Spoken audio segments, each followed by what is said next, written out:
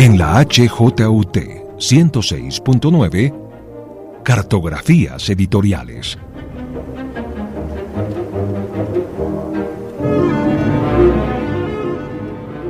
Presenta y dirige María Elvira Jaramillo.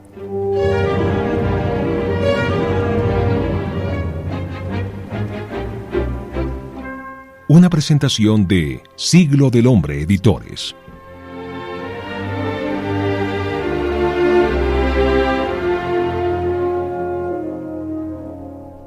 Hola, les doy la bienvenida a una nueva aventura en Cartografías Editoriales Caminando con Siglo del Hombre. Hoy trazaremos una ruta por uno de los caminos de Siglo del Hombre que a mí, tal vez por mis gustos personales, me encanta: el mundo digital. El programa de hoy explora las rutas de una novela interactiva. Nos meteremos de cabeza en un texto aleatorio, múltiple, de acumulación de historias, temas y personajes, narrados a través de diversas estrategias narrativas y géneros literarios. Todo eso que les acabo de decir, todo eso es Mandala. Pero no se asusten, no nos perderemos. Hoy nos va a acompañar la mejor guía para este viaje, la creadora de Mandala, Alejandra Jaramillo Morales. Alejandra es una escritora colombiana y su obra suele transitar entre las calles de Bogotá. En su labor de docencia se ha dedicado a la enseñanza de la literatura y escrituras creativas en la Universidad Nacional de Colombia. Alejandra ha publicado novelas y libros de cuento y además ha publicado numerosos ensayos y varios libros de crítica literaria y cultural. Hola Alejandra, muchas gracias por estar acá y por compartir con nosotros tu experiencia y tu viaje. Hola María Elvira, pues muchísimas gracias a ustedes por invitarme y por querer traer Mandala a hacer este viaje que haremos hoy. Es posible que algunos de los viajeros estén preguntándose, bueno, y Siglo del Hombre, ¿qué es lo que tiene que ver con esta novela digital interactiva? Bueno, pues permítanme, hago un pequeño resumen y les cuento un poquito del detrás de cámaras de Mandala. Alejandra me corregirá si estoy diciendo algo mal, pero bueno, Mandala es una obra de Alejandra Jaramillo, fue publicada por la editorial Diente de León, los aliados, desde mi punto de vista, perfectos para que la novela llegara a su destino final, que son los lectores. Fue un proyecto producido por Torre Gráfica, desarrollado por Manuo Colombia y, acá entramos nosotros, distribuido en tiendas digitales por Siglo del Hombre Editores. Ahora sí, alisten su pinta viajera porque esto está por comenzar. ¿Preparada, Alejandra? Sí, claro que sí. Bueno, Alejandra, la pregunta de siempre: ¿a dónde nos vas a llevar hoy? ¿Cuál era el proyecto de viaje o qué pretendías tú con la publicación o la creación de Mandala? Bueno, yo los voy a llevar a uno de los viajes más intensos que yo he hecho en mi vida. Después de tener 2 hijos, creo que Mandala es el otro gran viaje que yo he hecho. Y quiero llevarlos para que en algún momento entren a ver la novela, a leerla, a viajar, porque Mandala finalmente es ella misma un viaje para cada lector o lectora que quiera intentar ese camino. Pero vamos como para atrás, vamos a los orígenes. Yo creo que, mira, todo proyecto de escritura, novela, libro de cuentos, lo que uno esté haciendo, de alguna manera es siempre un viaje, pero es un viaje que surge primero de algo muy inconsciente, como si nosotros tuviéramos adentro unas maletas que ni siquiera conocemos, ¿no? Y esas maletas se han ido llenando de cosas y cosas que en algún momento empiezan a surgir. Y cuando en el año más o menos 2005 yo estaba empezando a imaginarme esta novela, pues había muchas cosas de lo que fue el viaje de Mandala que yo no me podía imaginar. Como que yo no podía saber hasta dónde podía llegar esa novela. Yo me acuerdo que yo empecé con un primer equipaje, que era Rayuela. Y yo quería llevar al extremo un poco la visión de lo aleatorio, del juego, del movimiento dentro de un texto. Y me pareció que en mi momento lo digital producía la posibilidad de hacer ese juego sin necesidad de que el lector conociera el texto completo. Siempre me ha encantado la idea de leer Rayuela, pero tener en las manos y estar pasando de un lado al otro era algo que yo no quería, porque yo quería que el lector nunca supiera que tenía una novela grande, corta, extensa, lo que fuera. Yo quería que fuera como invisible ese objeto, era hacer una Rayuela que fuera invisible. Entiendo, ¿sí? Perfecto. Entonces, pero esas cosas van surgiendo de una manera que es inexplicable, ¿no? Que es como si uno estuviera siempre en un barco viendo las olas del mar y de repente sale un delfín, sale un tiburón, sale algo que poco a poco se va iluminando y lo va llevando a uno a descubrir cómo construir el texto. Luego, yo elegí que el texto debía tener 7 partes, empecé a construir la idea de que esas 7 partes debían tener muchos destinos posibles precisamente para crear esos recorridos. La idea es que fuera una novela que se puede leer en cualquier orden, que la puedes leer a tu manera o la puedes leer desde las sugerencias que hace la autora, pero que te permita muchísima libertad. Y entonces yo debía hacer un texto que tuviera esos distintos registros para que los lectores pudieran moverse. Entonces, poco a poco me di cuenta que había un personaje principal, pero que yo quería acumular historias de otros lados. Entonces, imagínate, me fui al Museo del Oro y descubrí una figurita que es un triángulo que parte en un lado, da la vuelta y termina en el otro, y de ese triángulo empecé a construir la imagen del lado de acá y el lado de allá, que por supuesto era un homenaje a Cortázar también, y entonces cada parte tenía un lado de acá y un lado de allá. Después, el lado de acá era una protagonista. Y entonces empecé a construir la vida de la protagonista, pero por eso en cada parte hay registros o del presente, o del pasado, o de la infancia. Luego hay un montón de textos en la novela que son escritos por ella. Adicionalmente, ella va a unas tertulias literarias que hacen parte de los textos que están dentro de la novela, porque era buscar que se pudiera dar esos registros a los que los lectores podían llegar en la lectura aleatoria, y que cada parte tuviera esas modulaciones distintas por las que uno puede viajar en la medida en que está entrando en la novela. Fueron apareciendo también los lados de allá, que son 7 historias distintas, y otros deseos que yo iba teniendo a lo largo de la escritura, que era, por ejemplo, intentar hacer un texto donde estuvieran todos los géneros narrativos. Poesía no, porque desde los 20 creo que no volví a intentar jamás escribir un poema, pero sí yo quería que estuvieran todos los géneros narrativos adentro. Entonces tú encuentras el mandala. ¿Alguna razón por la que quisiera que estuvieran todos? Yo estaba intentando jugar con la idea de la novela total, y la novela total no solo en lo que se cuenta, sino en la cuestión estética del cómo se está contando. Entonces, por eso quería jugar con todo eso. Entonces, hay crónica, hay ensayo, hay 2 novelas dentro de la novela, hay cuento, hay diario, hay entrevista, hay algo, se me está olvidando en este instante porque creo que son 7, pero están todo. Yo estaba buscando como llevar al extremo las posibilidades de la escritura narrativa y ponerlas a jugar todas dentro del mismo texto de la novela. Yo creo que inmediatamente uno sí percibe eso. Cuando uno entra a Mandala, sí percibe el juego. O sea, de entrada, yo creo que cuando uno está leyendo Mandala, se siente jugando. Y desde mi punto de vista, eso es lo más divertido de todo, que claro, no sabes qué va a pasar. Claro, no sabes, además porque tu lectura es totalmente única, ¿no? Cada persona entra y puede moverse en el orden que quiere y va descubriendo de una forma distinta. De hecho, mis lecturas públicas han sido así. Parte del viaje ha sido llegar. No, nunca hay una lectura igual, porque el viaje ha sido también en un momento dado cuando ya tengo la novela hecha, primer borrador ya digital, pero en un flash que era totalmente obsoleto y que fue dificilísimo. Por ejemplo, en la Nacional yo intenté que me ayudaran para producir ese primer manuscrito, porque yo tenía las páginas escritas, tenía toda la idea en la cabeza de cómo se volvía eso un mandala y el juego de los recorridos, pero yo no tenía cómo montar eso si no estaba en digital. O sea, es una novela que no existe fuera de lo digital. No sé si algún día se publicará el texto completo, eso no tengo ni idea si pasará, pero lo que sé es que no podía existir. Y en la universidad me decían, usted quiere una publicación, y yo no lograba hacer entender, porque era muy raro, que yo lo que estaba haciendo era logrando el manuscrito de esa novela. Y bueno, una vez ya lo hice buscándome los recursos yo, una vez existió ese flash, lo que empecé a hacer fue recorridos por diferentes universidades y librerías y muchos lugares que me invitaban para hacer presentaciones de Mandala. Y siempre yo les cuento la historia que hay dentro de Mandala y es la gente la que me pide que leer. Entonces siempre son lecturas aleatorias.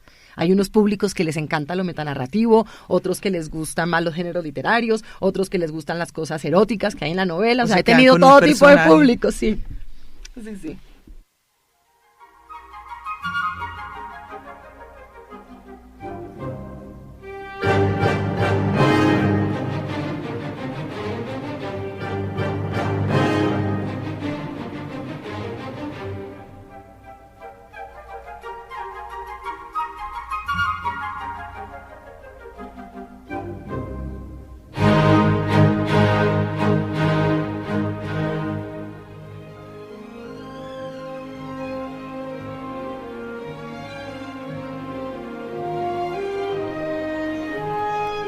Estoy con Alejandra Jaramillo, creadora de Mandala. Estamos en un viaje aleatorio, digital, interactivo. Y bueno, nos subimos con Alejandra, ella nos ha dado pistas de qué debemos echar en la maleta, o en el maletín, o en el morral, o en el canguro, lo que sea que ustedes quieran. Y hemos metido referentes, metimos a Rayuela, metimos a Cortázar, bueno, todas tus ideas y sueños que solo podían llegarse a completar en el mundo digital, porque en el mundo físico del libro tal y cual lo conocemos en papel, no cumplía con tus expectativas. Cuéntanos qué otra cosita se queda por fuera de esa maleta. No, mira, por fuera de la maleta hay muchísimas cosas. Cada parte de la novela fue una investigación larguísima. Yo tengo carpetas y carpetas y carpetas. Por ejemplo, el ensayo que hay, que se supone que es un ensayo ficticio, escrito por Amaura, que es la protagonista, es un ensayo sobre un pintor en Alemania, y yo tuve que investigarme toda la tradición del retrato, del autorretrato, de los pintores de la tradición occidental y algunos no occidentales. Y esas eran cosas que me tomaron muchos años, mucho tiempo, y yo estaba todo el tiempo investigando para cada parte, para cada momento de la novela. Entonces, si yo te hago la lista, que alguna vez con las primeras personas con las que trabajé, que fueron Laura Rodríguez y Sebastián Bejarano, si yo te hago la lista de los autores que ellos sacaron, porque ellos empezaron a leer y me decían, pero Alejandra, esto está lleno de nombres de gente, de autores, de... Claro, es un equipaje gigantesco, porque es un equipaje de muchísimos años de lectura, más la lectura que implicaba ir encontrando cómo construir cada pedacito de ese mandala, que son 80 partes, digamos, el mandala completo, que es una figura que construimos con un abuelo muisca que se llama Tiwani Kasua, y con Sebastián y con Laura hicimos unas ceremonias, hicimos toda una producción hermosísima, porque cada pedacito, cada capítulo, yo tenía que hacer un mapa emocional, capítulo por capítulo, para que el abuelo muisca pudiera darse cuenta en el oráculo que él tiene, cada parte cómo podía ser representada en la imagen. Entonces así fuimos construyendo todo el mandala. Luego se hicieron los dibujos. Yo tengo en mi casa el mandala grande, el primero que hicimos al óleo, y luego ya entonces empieza a producirse digitalmente para lograr además los mandalas que produce cada recorrido distinto de la novela, que era pues toda una cosa muy compleja. Yo me lo había imaginado en un nivel de aleatoriedad aún mucho más grande. Por supuesto, a veces me pregunto cuál era la maleta que yo tenía cuando empecé para que todo esto hubiera sucedido. Como que a veces me sorprende cuando me preguntan, digo, ¿y de dónde salió toda esta cosa? ¿Yo cómo me inventé esto? Pero yo me lo imaginaba que lo aleatorio llegaba al punto de que cada vez que tú leyeras, el mandala que te daba al final dependía de tu lectura. Pero eso podría algún día lograrse, pero es una cosa dificilísima. O sea, yo creo que el trabajo de códigos digitales que tuvo que hacer Sebastián para hacer ese primer montaje de mandala fue quizás peor que lo que me tocó hacer a mí en los 8 años de escritura. Era una cosa impresionante cuando él me mostraba todo eso que estaba construyendo, que para mí era chino, pero era como darme cuenta que detrás de eso hay un trabajo muy grande. Muy grande. No sé si algún día se logrará ese sueño último de aleatoriedad de la novela, pero finalmente la novela empieza a salir a la luz pública mientras era un manuscrito. Yo la llevo a muchos lugares y empiezo a buscar un editor. Y ahí pues fue muy importante, me reuní con varios editores, pero encontrar a Ricardo Alonso fue maravilloso, porque él vio abrir ese mandala y yo empecé a mostrarle y a él los ojos le brillaban y fue una emoción así impresionante, y eso es lo que yo quería. Yo quería encontrar una persona que se enamorara del proyecto, que se enamorara del mandala y que tuviera toda esa visión que él ha tenido para construir la presentación del libro que tenemos, que es como de colección, y eso era muy importante, encontrar un editor así. Pero además después venía otro grupo de personas que no habíamos descubierto antes y que aparecen por suerte, que es Manubo Colombia, claro. Y con Catalina Holguín, que es quien dirige Manubo, claro, nos sentamos con ellos y empezaron a aparecer un montón de posibilidades que antes no habíamos visto, y fue ya un trabajo colectivo donde nos fuimos sumando otros y otros y otros para lograr que le llegara a los lectores este producto final en el que ahora pueden viajar. Te doy un ejemplo chiquito.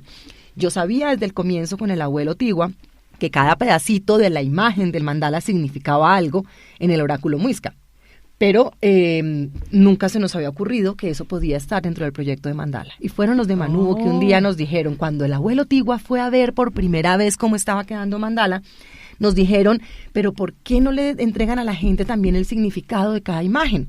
Y de ahí surgió el oráculo. Entonces ya el abuelo y yo nos fuimos, nos encerramos a escribir uno por uno todos los 80 pequeños oráculos para poder entregar también eso, que en el viaje de lectura las personas cada 7 capítulos reciben la posibilidad de elegir un oráculo. Me encanta este viaje porque es el viaje del reconocimiento de todo lo que hay detrás de este proyecto que honestamente uno no se imagina. O sea, sí se imagina, pero no hasta ese punto. Yo no sabía claro. Toda la parte mucha de la gente, interpretación de cada mandala. Eso es. Sí. Y que no es porque, ay, es que se ve bonita la imagen. No, aquí todo está fríamente calculado. Sí, es un viaje espiritual. Esa novela es un viaje espiritual por un mandala muisca que está lleno de significados y que además lo lleva uno a un mundo contemporáneo, a una época como muy cercana a nosotros, de lo que es Colombia, de lo que es la manera de vivir y de estar y de tratar de entenderse esos sujetos a sí mismos.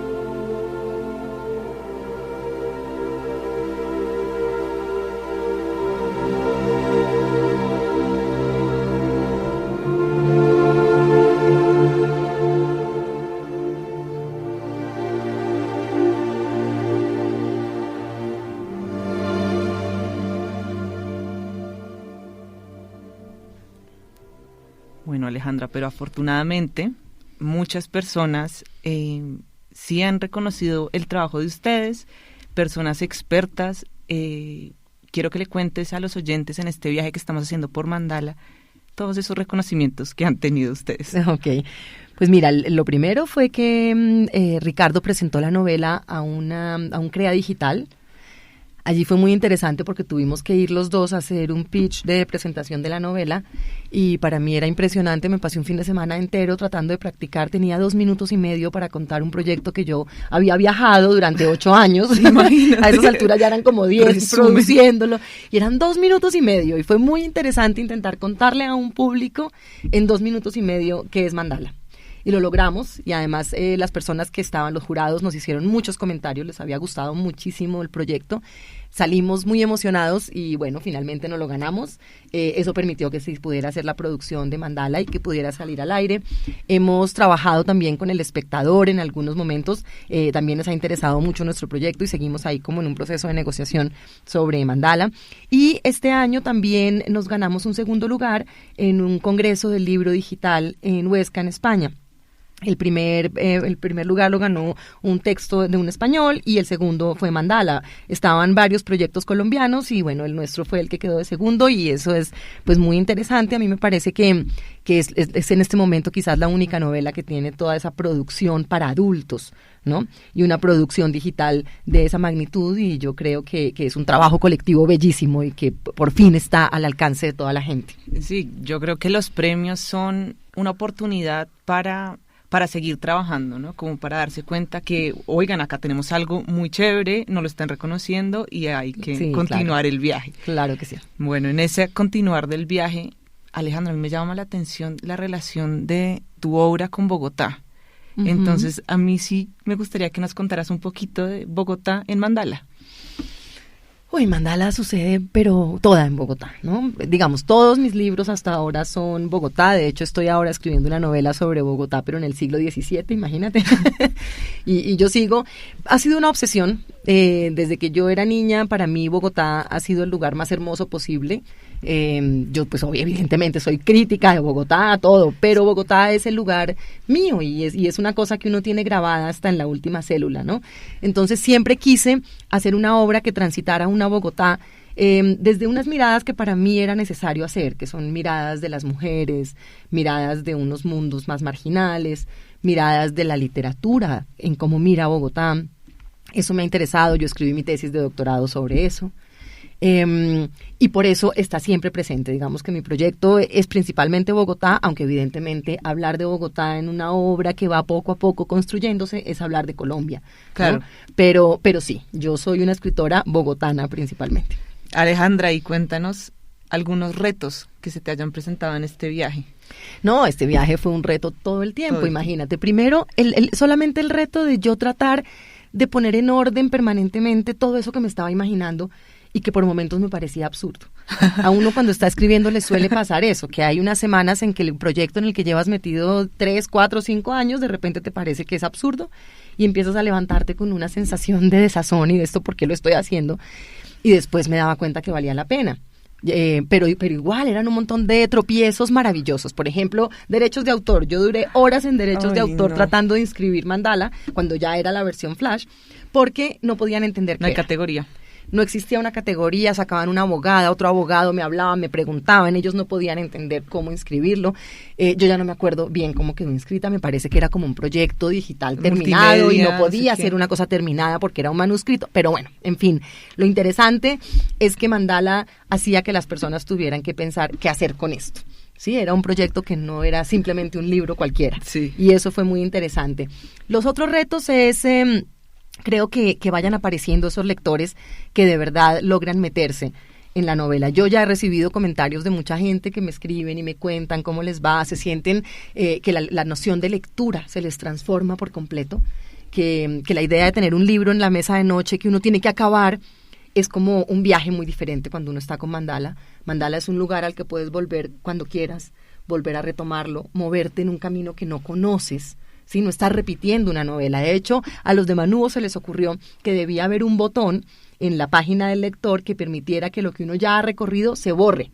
Eso para mí fue un hallazgo hermosísimo porque yo quería eso, que cada lector pueda borrar lo que ya ha hecho y volver a empezar. Porque acuérdate que los mandalas son unas figuras que se pintan, algunas culturas las pintan en arena o con semillas, pero lo que se hace inmediatamente el mandala se termina es borrarlo. Yo estuve una vez aquí en La Maloca del Jardín Botánico y pasaron una noche entera, duraron como 18 horas haciendo un mandala en arena. Y cuando empezaron, luego me fui a dormir, cuando volví al día siguiente seguían haciendo el mandala y en el instante en que pusieron la última gota de arena, lo borraron. Y esa es una sensación que a mí me parecía que era muy importante con la novela, que todo lector sienta que la puede borrar. Y por eso es una lectura diferente, porque no es la lectura de que tú dices, yo ya me leí esta novela, yo sé que habla esta novela. No. Creo que ni la puedes recomendar de la misma forma. Muy, muy intenso y ese me daría miedo conocerlo o conocerla, a la lectora que haga eso, que sea alguien que se la lea completamente en orden. No sé cómo, bueno, sí, yendo parte por parte podrían leerla en orden, pero alguien que se lea el mamotreto completo. Pero no podría decir, yo ya me leí Mandala. No, tampoco podría decirlo. Yo ya jugué con Mandala, yo ya entré a Mandala, yo ya leí algo de Mandala. Sí, pero nunca va a haber el punto final. Alguien puede hacerlo, pero igual, así lo lean lineal, otra lectura va a ser diferente. Es infinita, no hay forma de tener una lectura que es total. Alejandra, estamos llegando al final de este viaje y llegamos a la parte de recomendaciones finales para el viaje. Entonces, hemos hablado de un montón de cosas que yo espero todo el mundo quiera entrar a Mandala, pero no les hemos dicho cómo hacer para llegar a Mandala. Entonces, bueno, yo sé que están en librerías, ¿no? Entonces, Mandala tiene una cajita de colección que se hizo, está en algunas librerías, está en Casa Tomada, está, yo no me sé bien las librerías, pero sé que está en varias librerías, sobre todo librerías independientes de Bogotá. Y también por internet uno puede comprar la cajita de colección, es una caja muy bonita donde hay algunos textos, pero además hay un juego para armar el mandala, para colorear uno mismo el mandala. Luego en la página www.novelamandala.com uno puede entrar, hay unos capítulos que son de prueba para que la gente conozca cómo se mueve Mandala, y luego si quiere comprar, pues compra o la versión digital solamente o la versión de colección, que además incluye el código para entrar a la versión digital. Listo, Alejandra. Entonces acá me toca a mí el momento de la promoción, y es que cuando nosotros conocimos el proyecto, gracias a Ricardo Alonso de Diente de León, dijimos, bueno, ustedes ya han hecho un trabajo increíble, tienen su página web, el desarrollo ya llegó a las librerías de Bogotá, pero vamos donde está todo el mundo. Entonces ahí empezamos el trabajo para entrar en plataformas y ahí lo encuentran. Solo tienen que escribir Mandala o Alejandra Jaramillo en Amazon.com, en iTunes y en Casa del Libro y en nuestra página web libreriasiglo.com. Esto con el objetivo de cada vez llegar más a esos lectores desprevenidos que tal vez nunca han oído hablar de Colombia, tal vez no saben que la historia fue en Bogotá. Entonces ese era el objetivo, llegar a el gran público. Buenísimo, sí, ustedes también han sido socios muy importantes en este recorrido. Y quisiera preguntarte tus recomendaciones finales de viaje. No sé, ¿hay alguna otra cosa que quisieras decirle a los lectores, a los que van a entrar a jugar con Mandala?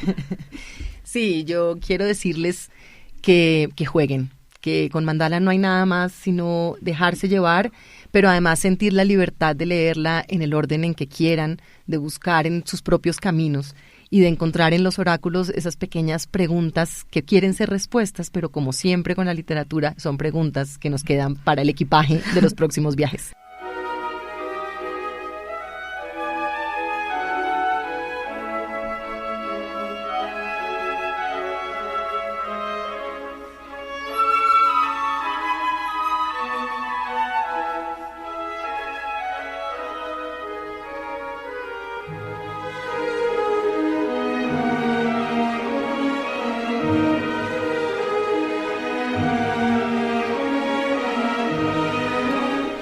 Bueno, hemos llegado al final de este recorrido. Yo solo quería decir 2 cositas más. Una es que lo más impresionante del proyecto de Alejandra, desde mi punto de vista, una vez más, es que ella se soñó un proyecto donde el código era la única forma para llegar a ese viaje final. Mi papá es ingeniero de sistemas, yo hice una especialización en creación multimedia y él siempre me decía, acuérdese que el código como las matemáticas son infinitas, porque juegan con los números, y eso es muy bonito porque me hace pensar en la parte humanística del código, y nosotras desde las áreas de comunicación, literatura, también podemos tener esa relación con los números y con el código. Entonces, claro eso hace sí, que pueda soñar ese mandala final, ese mandala totalmente aleatorio. Sí. Gracias, Alejandra, por acompañarnos. Muchas gracias a ti, María Elvira, y a todos los y las oyentes. Queridos viajeros y viajeras, solo me queda decirles gracias por acompañarnos. Nos vemos en un próximo recorrido, en un nuevo reto editorial.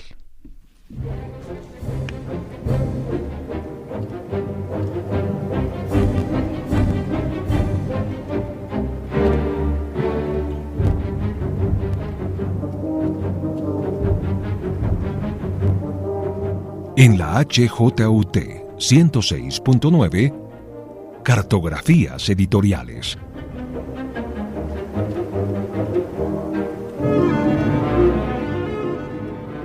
Presenta y dirige María Elvira Jaramillo.